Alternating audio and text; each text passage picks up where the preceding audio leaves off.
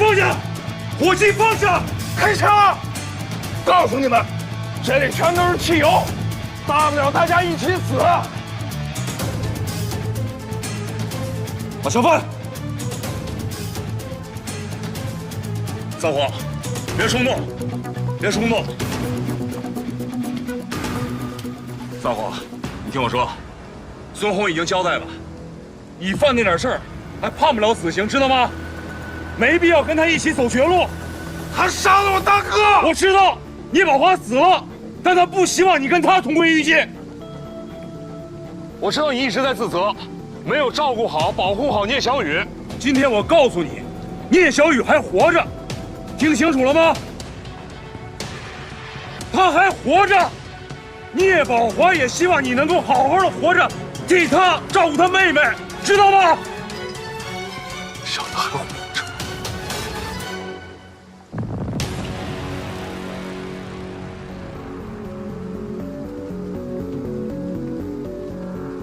你相信我，你的案子我会一直盯到底，盯到你出狱，盯到你重新做人。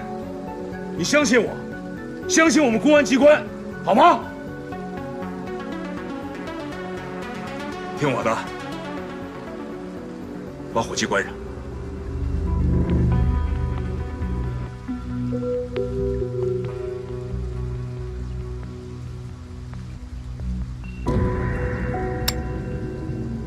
放在车上。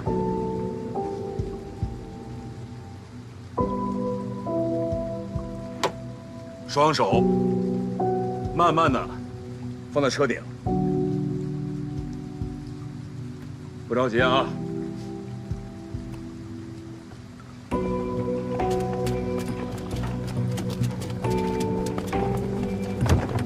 小周，马上。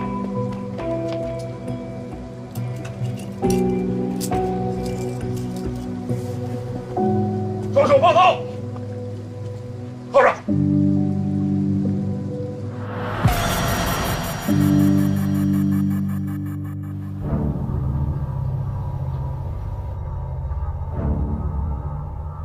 我这么说吧，这些都是他们诬陷我的，我根本没有让蒋广山去绑架聂小雨，聂宝华更不是我杀的。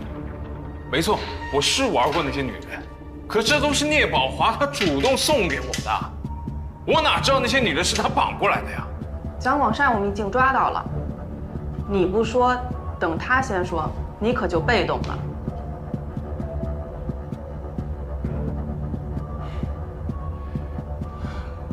我不知道我该说什么。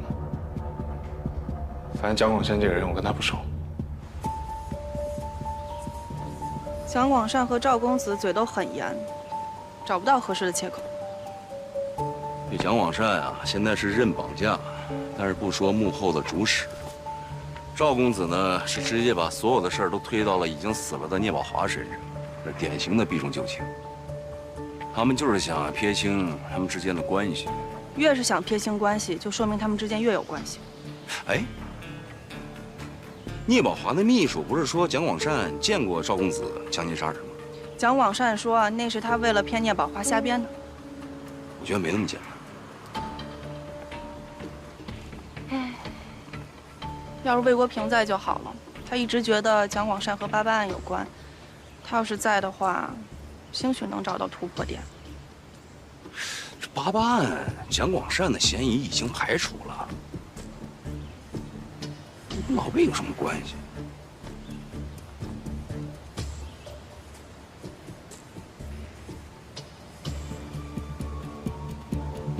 怎么了？你刚才说的对，越想撇清关系就越有关系。88案的凶手可能不是一个，是两个。你的意思是？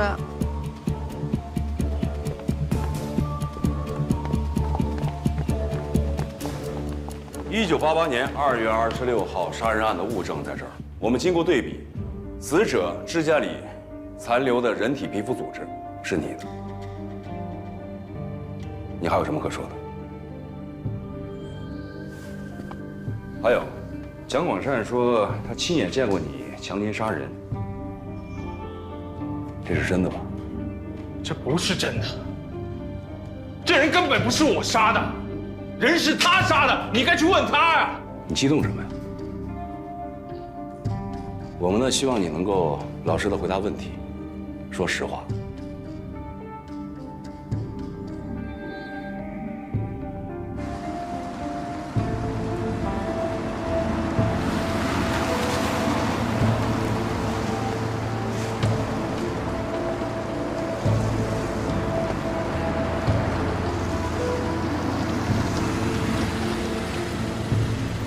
姑娘，啥事儿啊？我想问一下，你知道朱武区怎么走吗？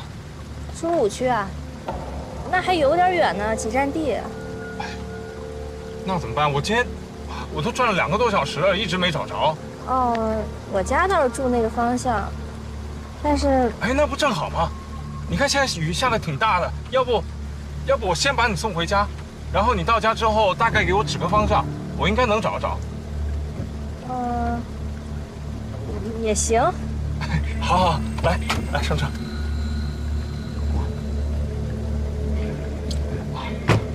哎呀，这雨真大。谢谢啊。没事，我就光坐过公共汽车，这小轿车我还是头一回坐。你是干啥工作的？开这么好的车？哎呀，这车是我爸的，我就开出来玩玩。哇，那你家是万元户。哎，这是收音机吗？对。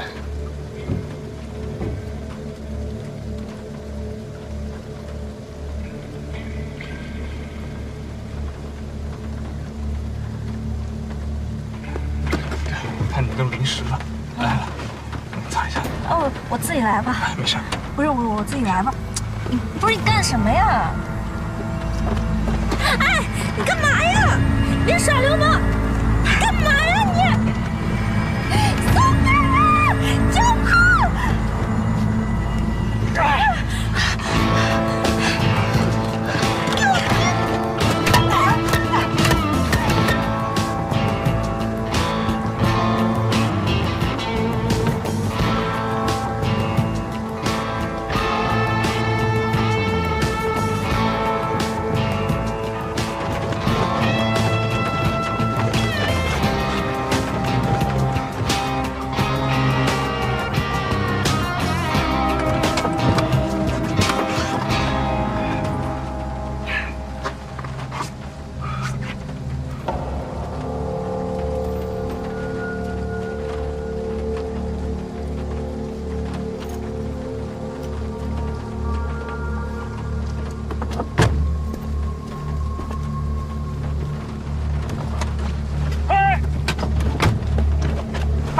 别跑！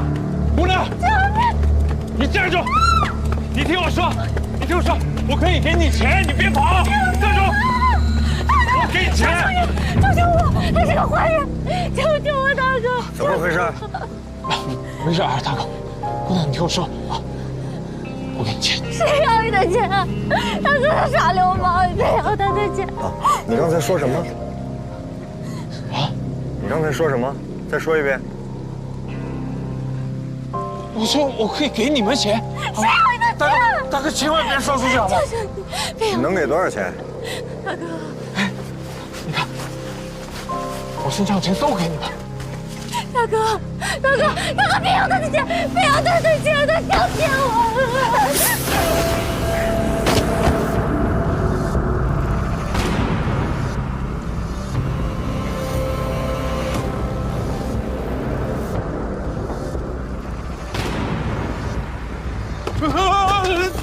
大哥，别杀我，别杀我，我还有好多钱呢。你强奸了他，你杀了他，我都看见了。这点钱不够吧？啊！是，我还有好多钱，我都给你，在哪儿？在我车上。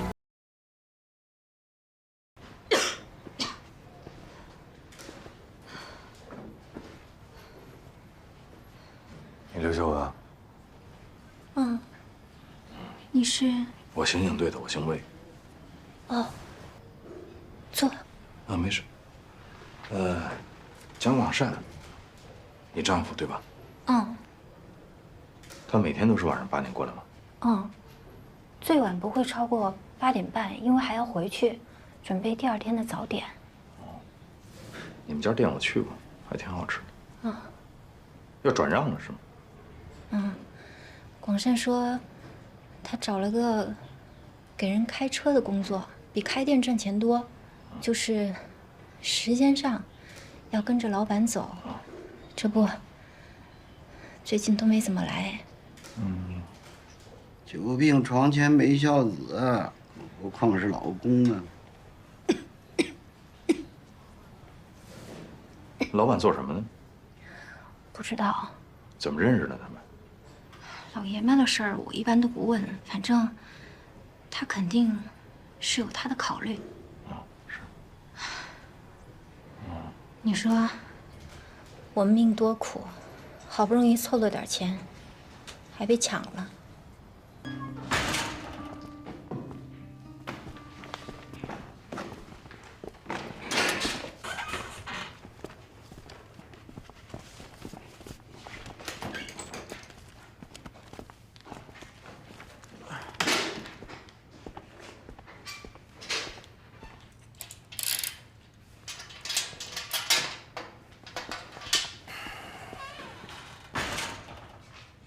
杨广善，这时候了，就老实交代吧啊！该说的我都说了呀。1988年3月17号晚上，你在什么地方干什么？韦国平，你喊什么？韦国平为什么不来生我？他是死了吗？闭嘴！怎么说话呢？别提他，老实交代你的问题。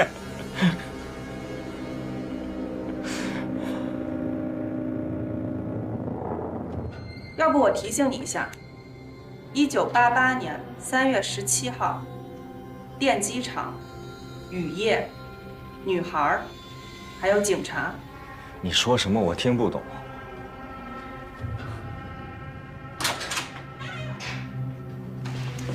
过去。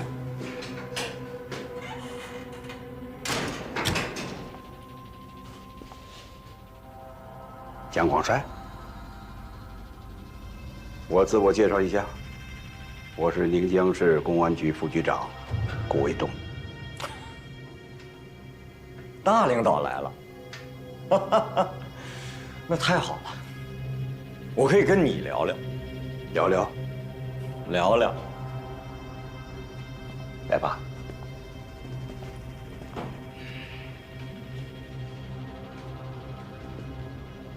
告诉我，93年以后为什么收手了？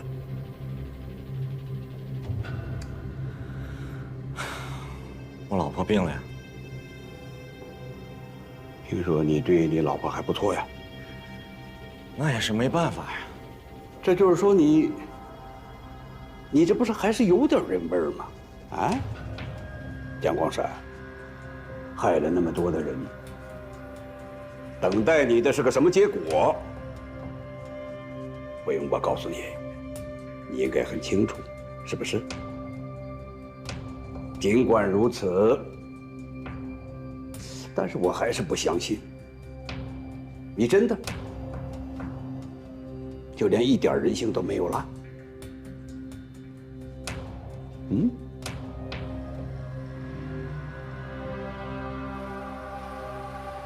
说说，为什么杀人？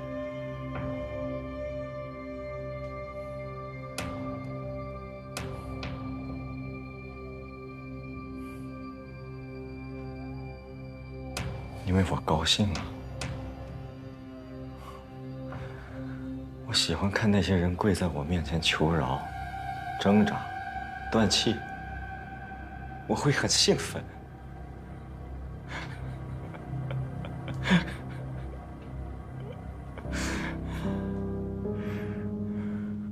我从小就不被人瞧得起，都骂我是条狗。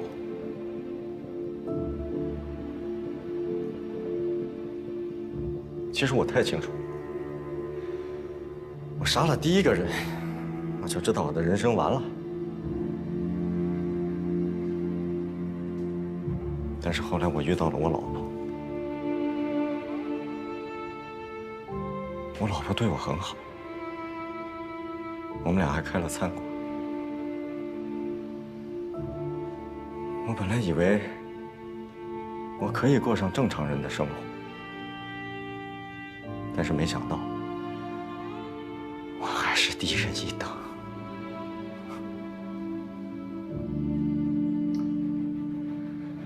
这些都没什么，你知道吗？我老婆流了3次产，3次，我没有一个孩子能活下来。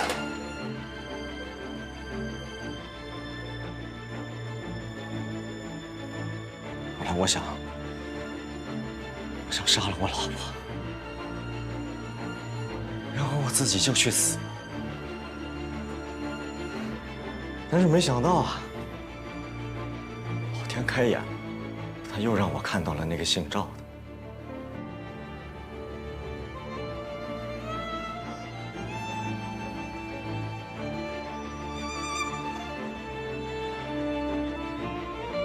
我谢谢他，谢谢他踩了我最后一脚。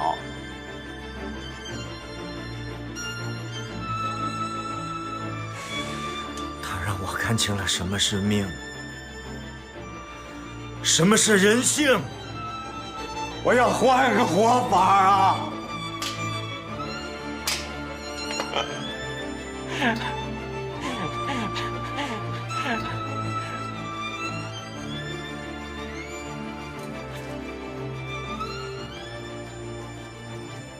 来。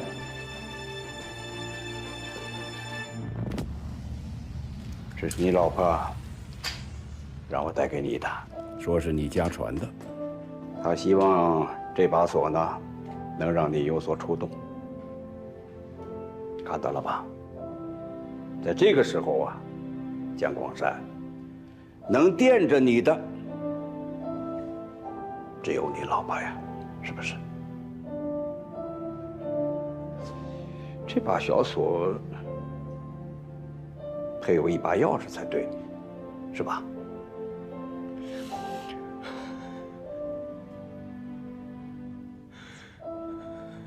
但是早就丢了。哦。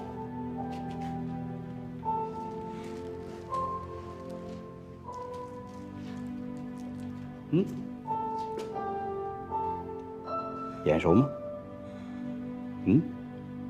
看好了。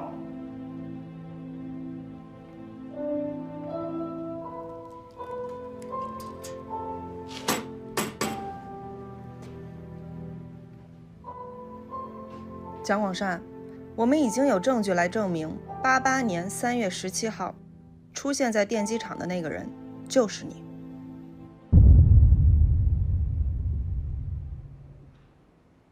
是一把钥匙。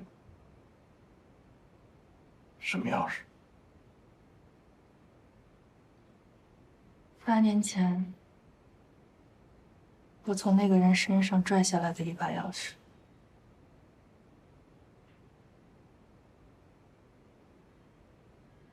后来我回家，就觉得自己特别的脏。我把身上所有的衣服都脱下来，剪碎了，烧掉了。但我还是嫌弃我自己，我就洗澡，拼命的洗。一遍一遍的洗，就想把我身上的脏东西洗掉。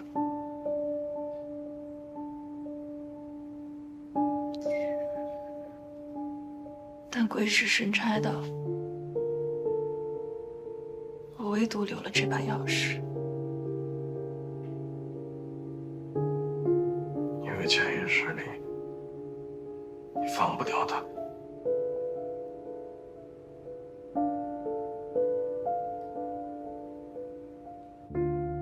可是我又很清楚，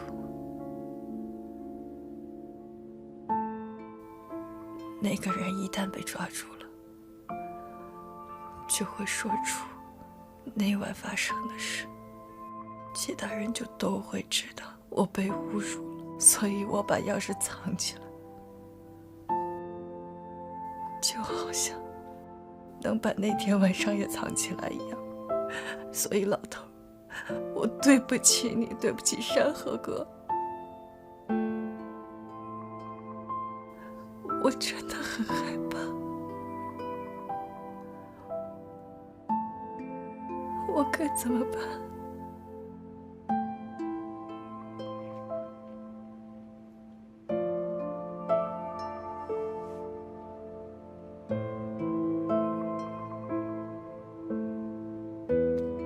不管怎么办，只要你想好了，我都陪着你。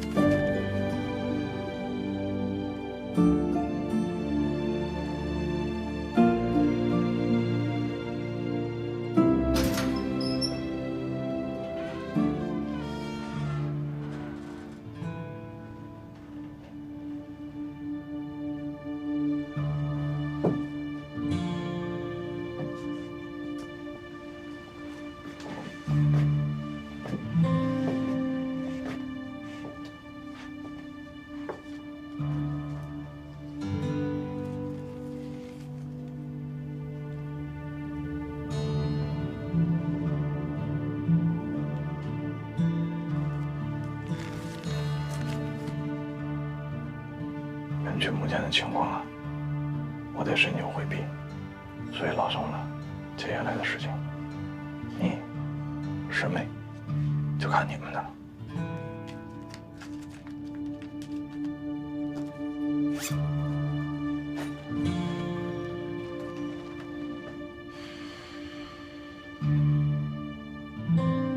这是聂小雨交给我们的，他认出当年侵犯他的人就是你。没想到吧？被你绑架的人，恰恰是8年前差点被你害死的那个人。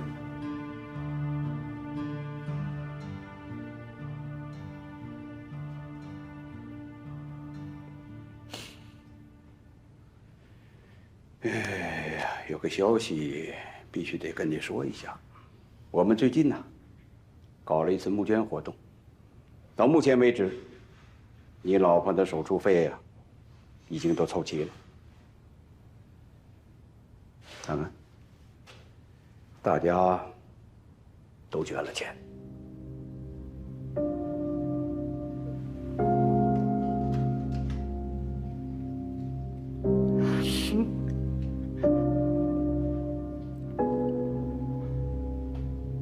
我可以叫你顾局长。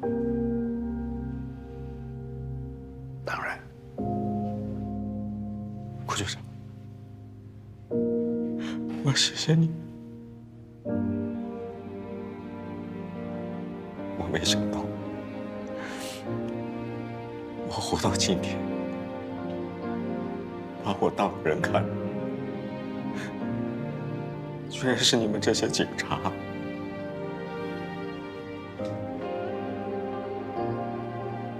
好，我说，88年的那天晚上，是我强奸了那个女孩。是我杀了那个警察。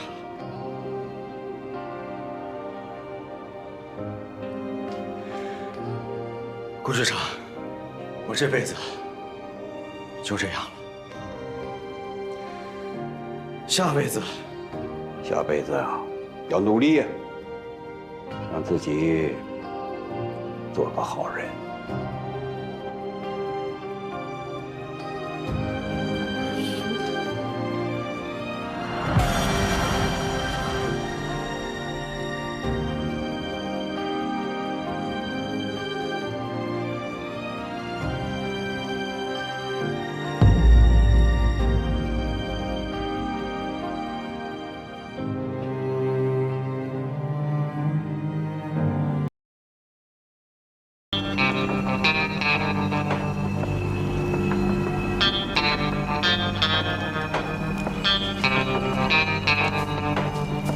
麻烦过一下。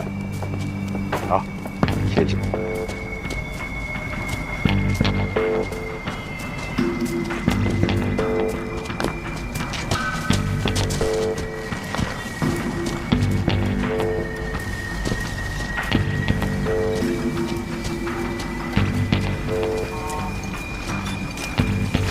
哎，干什么呢？小心点，不是？别碰啊！不是保护现场，不知道吗？新来的同志，你再把人吓着。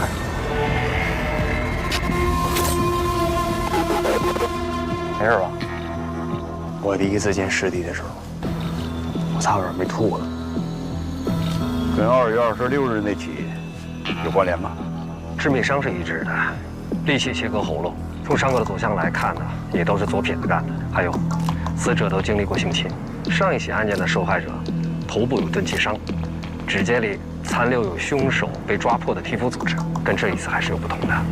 那也不能排除不是同一个所为，没准上一次罪犯啊作案的比较仓促呢。如果真是同一个人所为的话，那他这一次准备的更加充分，性侵时还特意戴了安全套。他是怕坏人吗？保卫科双雄的思路够一致的啊。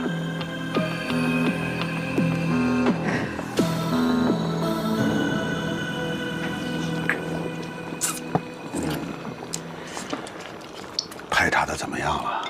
哎呀，别提了吧，摸排了3天了，哎呀，啥也没有，连个毛都没摸着。你说你是怎么说话呢？你比这个国平早入警队，就这态度啊？国平，不学他，你稳点啊！我很稳。来，师傅，我再给您添点。以后不能叫我师傅了，你现在有正经的师傅了。那不正经的不也是师傅吗？来。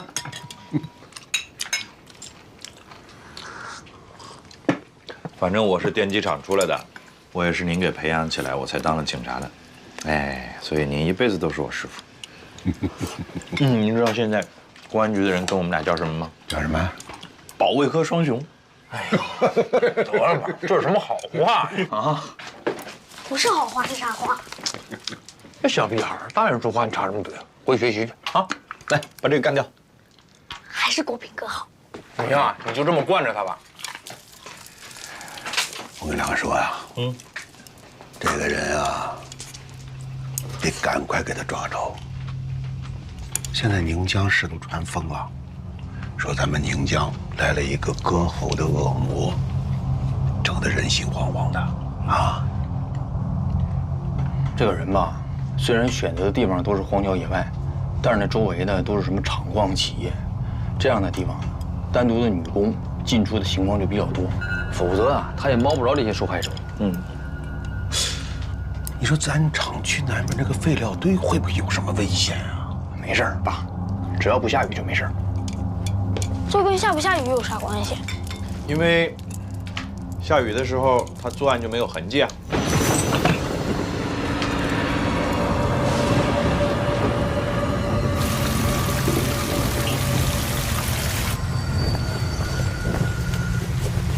哎，下这么大雨，你们干什么去？学个罗尔嘛，没事儿啊。我可和国平哥出去抓坏人。你换衣裳干啥呀？我跟你们一起去。哎，你好好学习去，想当警察，先考上警校啊！警校没考上呢，那能行吗？去，回去。走了。走了吗？我们今天注意点啊！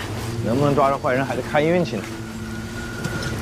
小心点啊！哎，什么事情啊？哎，注意安全啊！哦。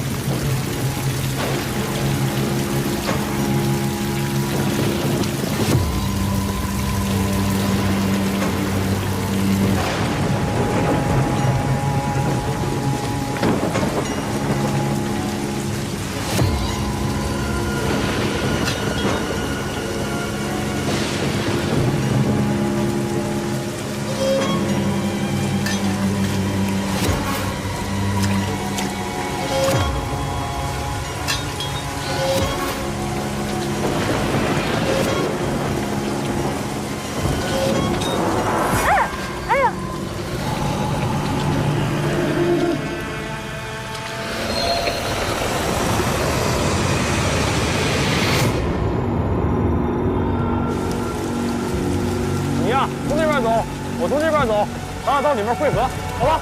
好。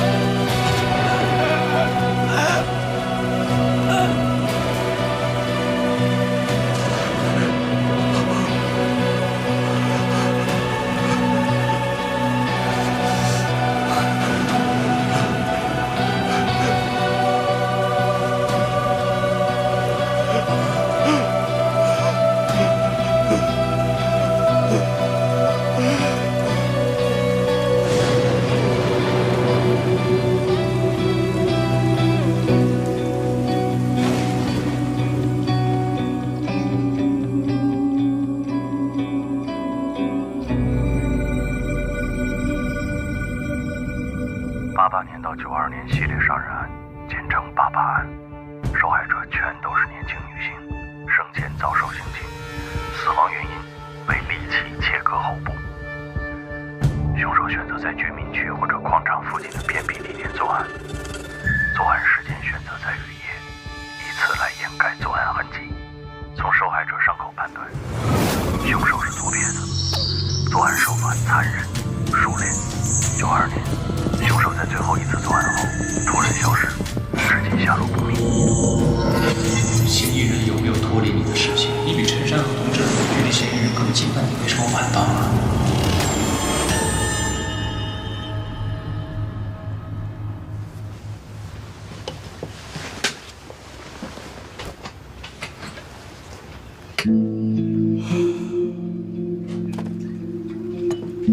我睡了多长时间？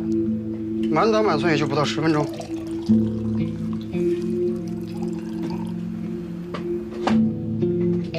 中了大奖了。要不你再眯会儿？睡不着了，神经衰弱就这样。那你得多难受啊！我值个夜班都得缓好几天呢。这些都完事了吧？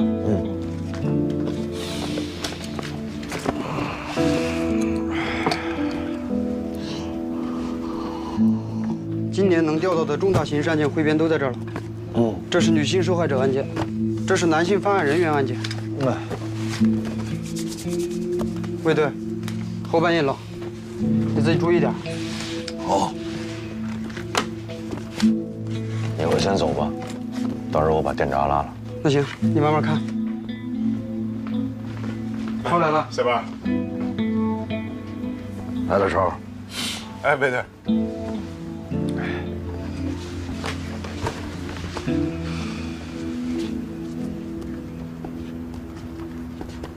卫队，那个兰园抢劫案在哪儿呢？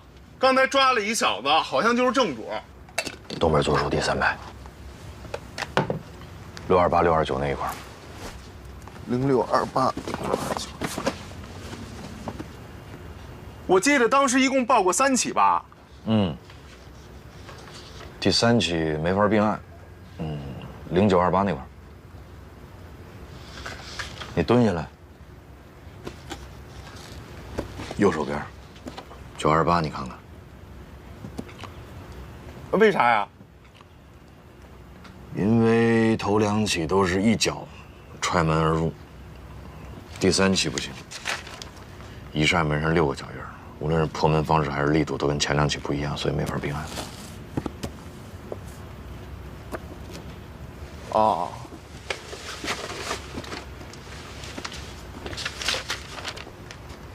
就服你。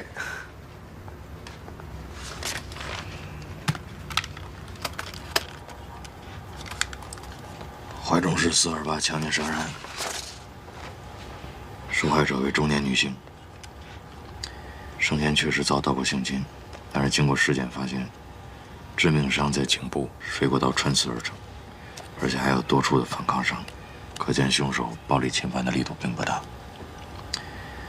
所以不能和88案并案。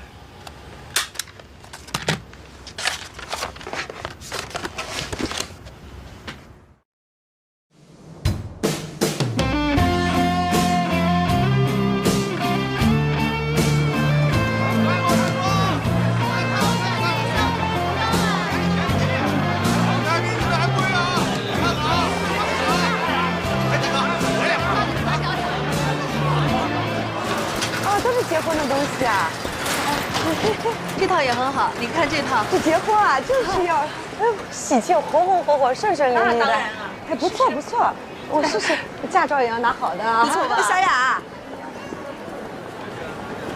小雅，小雅，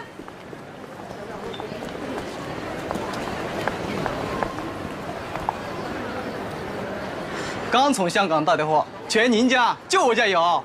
哎呦，小雅，你在这儿啊？那个床单被罩多喜庆啊！你喜欢啊？老板是吧？哎，拿双37的。哎，马上给你包啊。挺好看的。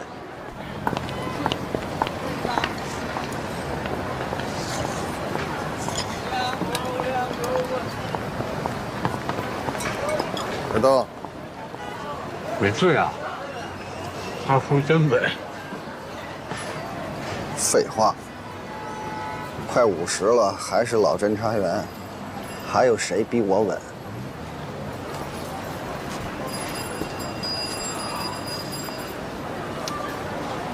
什么时候到？话说就快到了吧？过来到底玩什么呢？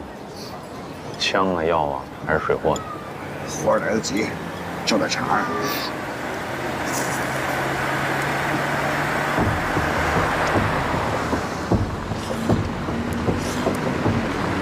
等会儿，等会儿。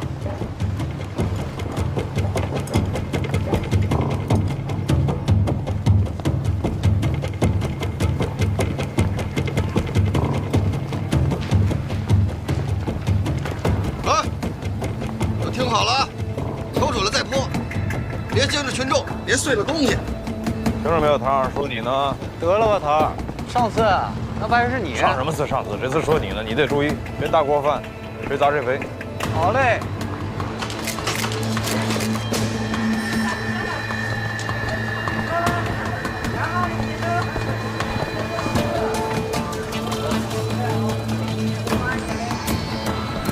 5楼吧，不用找了。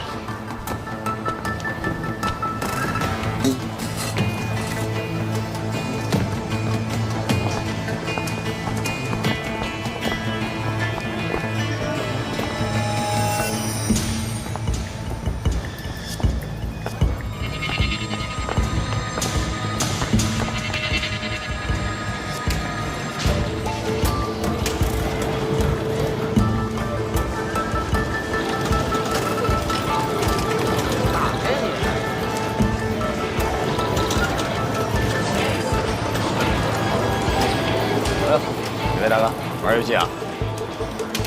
老板在吗？老板没在。哎，干什么？老板不在，老板不在。别动！警察！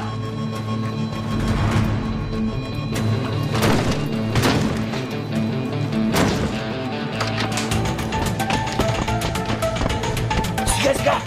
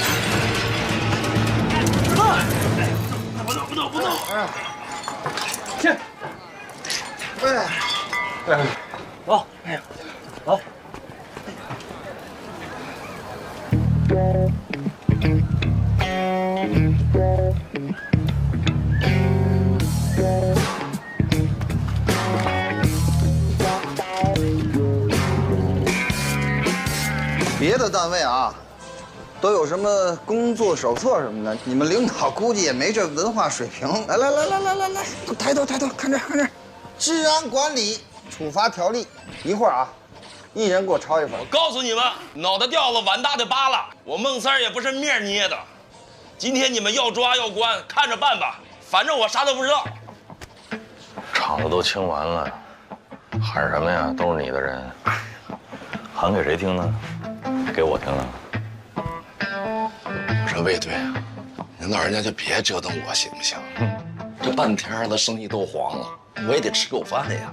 你吃饭那家伙在你肩膀上牢靠吗？不是，孟三儿，你为什么跑？我知道啊，你要不要自己跟我说说？我什么都不知道啊。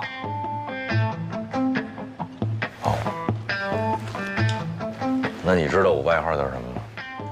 当然知道，魏无期呀。哦，就是您老人家办的案子都是从无期徒刑起跳。那你要不要琢磨琢磨，再重新说一说呢？我真啥也没干呀。你在这儿跟我说，我能帮你什么？你心里清楚。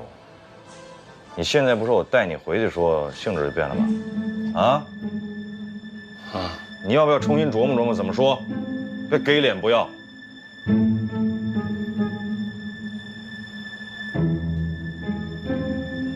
是不是广州那事儿？继续。这是我对天老爷发誓啊，跟我一点瓜葛都没有。我不去，他们非得让我去，我就跟你几个广州人碰了一杯酒，我啥都没说，跟你没别的关系啊？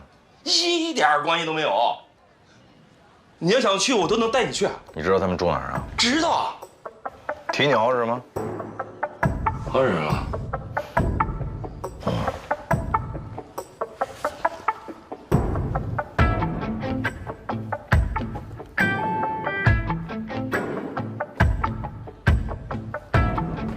链哪儿买的？借我试试呗。这金的。哎呀。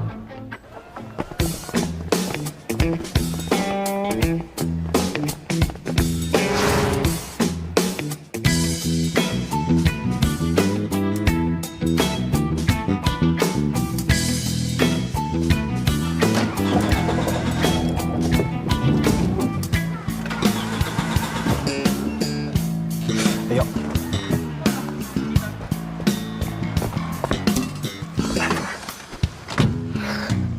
笑，不带脑子呀！一天到晚给我丢人。你刚才不给把碗打碎了吗？谁也别说谁，你和你师傅还有你师傅的师傅，一个样。我交钱了。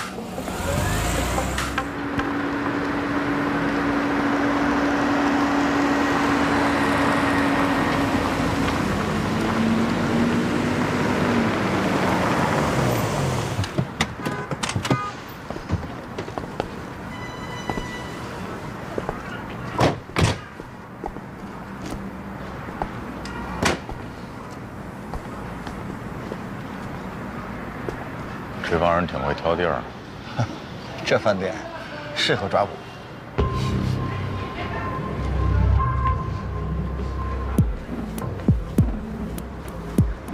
欢迎光临，请问先生几位？自己不会数啊？山无敌。你好，这边。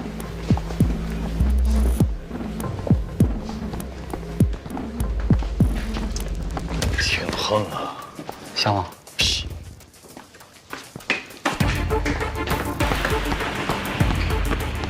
前面就是珊瑚天。我行了，妹妹，你先忙你的去吧，不用管了啊。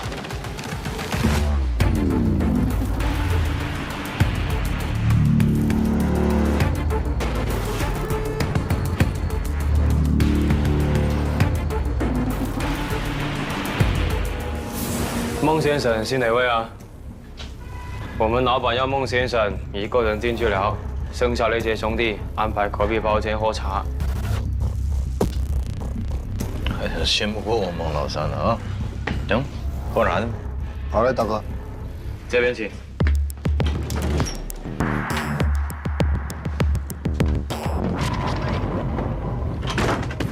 哎呦，兄弟啊，真家伙呀！哎，你们那边什么价？给我们弄一批呗。你干嘛？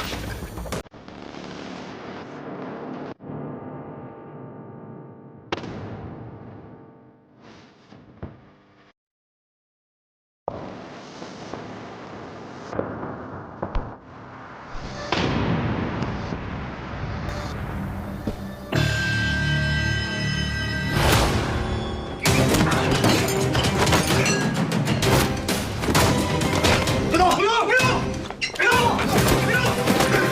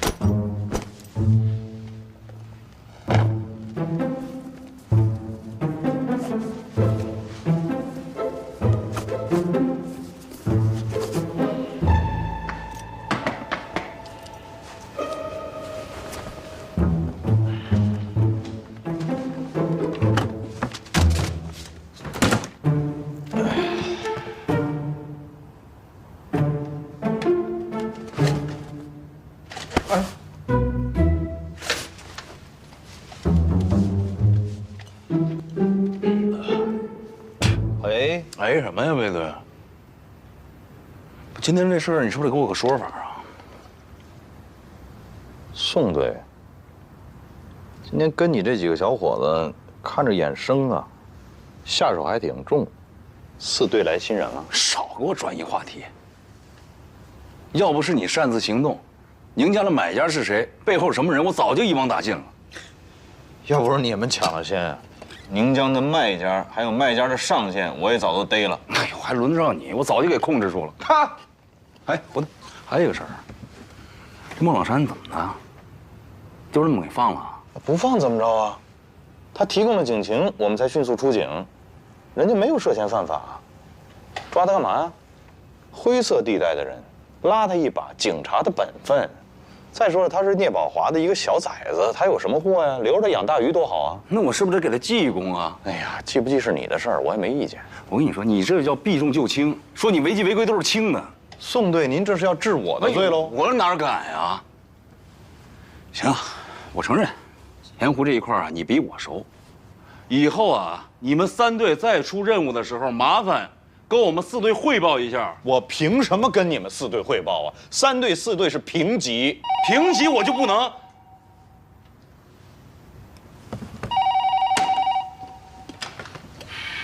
哎，你好，是刑警队。我不是跟你说了吗？有事给我打传呼，别往单位打。啊？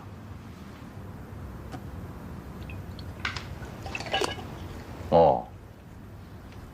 好，好。这就过去。嗯。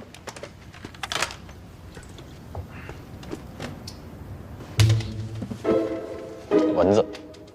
大冬天哪儿来蚊子呀？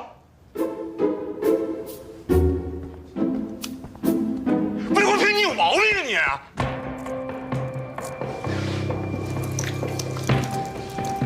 今天广州饭店的事你听说了吧？听说了。你签的下，结果成了这样。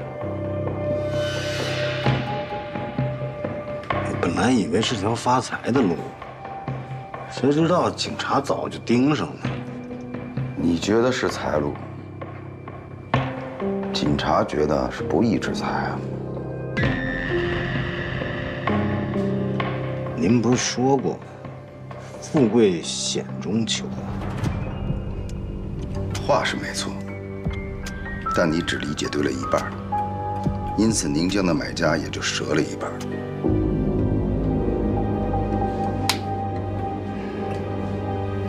哎，我错了。这样吧，空出来的场子你先接下来，这回不会再办砸了吧？您放心，这回要是砸了，您把我脑袋揪下来。好，每个场子交一个整数给我。每个场子，你吃不下的话，我可以找别人帮你消化。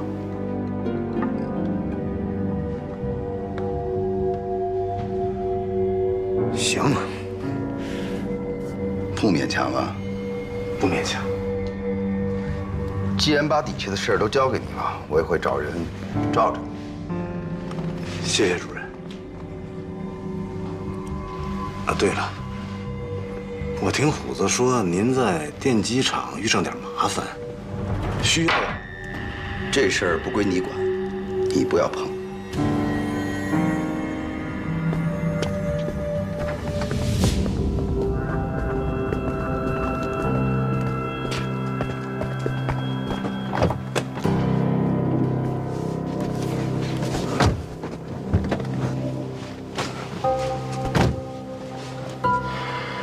恭喜大哥，又得了不少场子。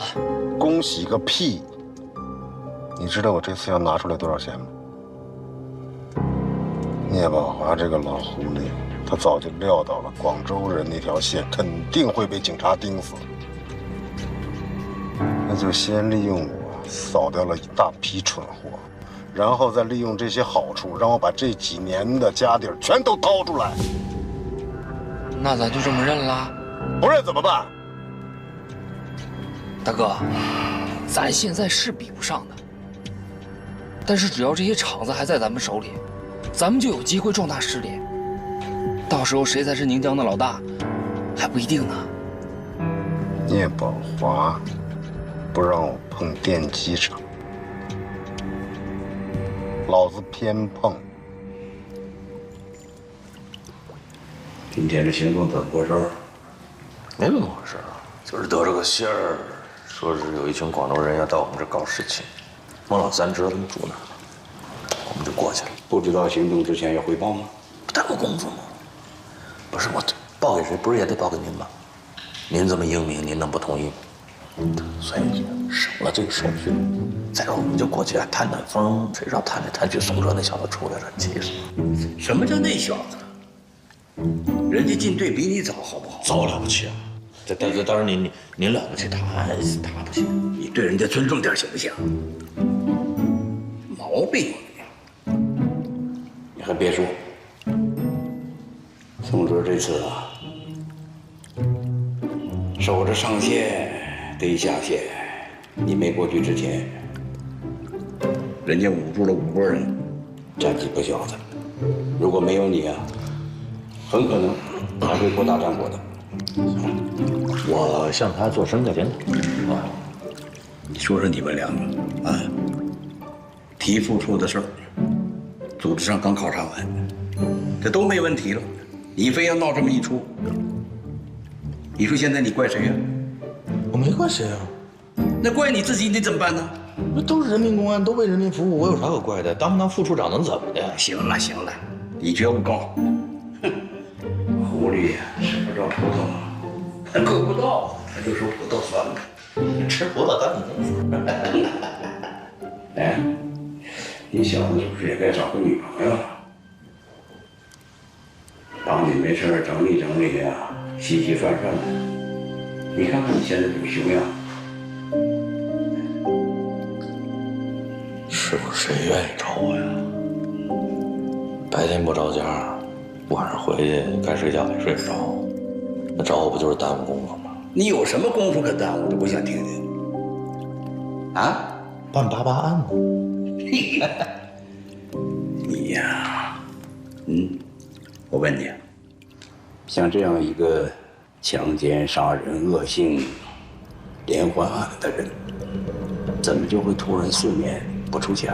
难道他是良心发现，心说不干了？会不会得了什么大病，失去了这个作案的这个能力，甚至死亡？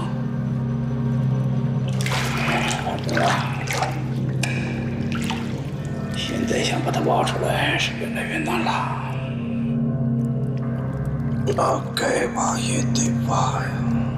是啊，为了这个案子，你这没白天没黑夜的，把自己还真的折腾够呛。到现在，这得了失眠症了。但是国平，在宁江，这不是这一条案子。那些所有的案子也不都是你的，主次还是要分得清，要想得开，往前看。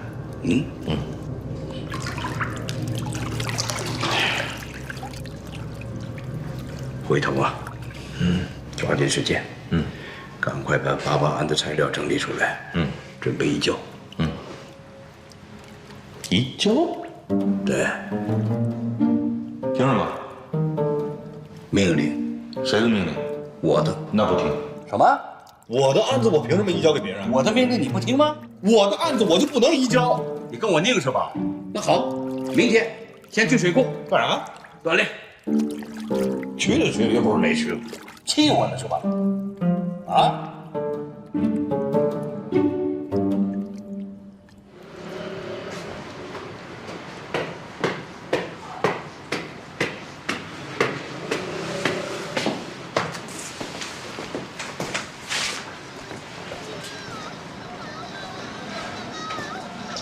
来了，佩姐。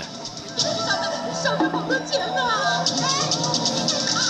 哎呀，怎么打到我这个妈的水平了？没有，就前面一个门。注意点！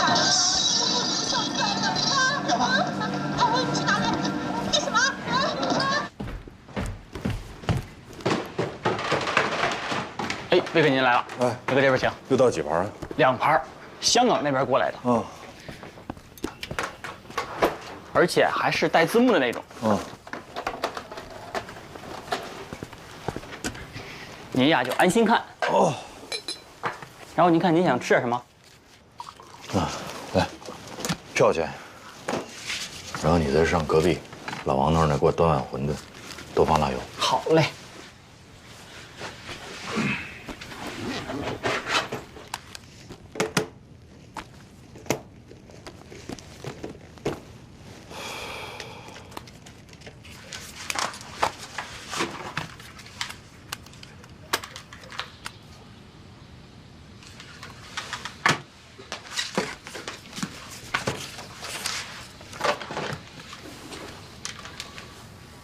Whenever you slough off skin cells, for example, you are regenerating cells constantly.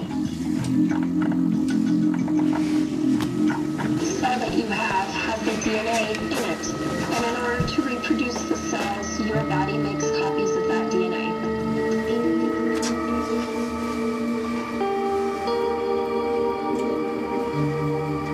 多氧核糖核酸可以用于辨别凶手身份。 嫌疑人有没有脱离你的视线？你比陈山和同志距离嫌疑人更近，那你为什么晚到了？我跑错路了。你对电机厂那一带很熟悉啊？那受害人怎么样了？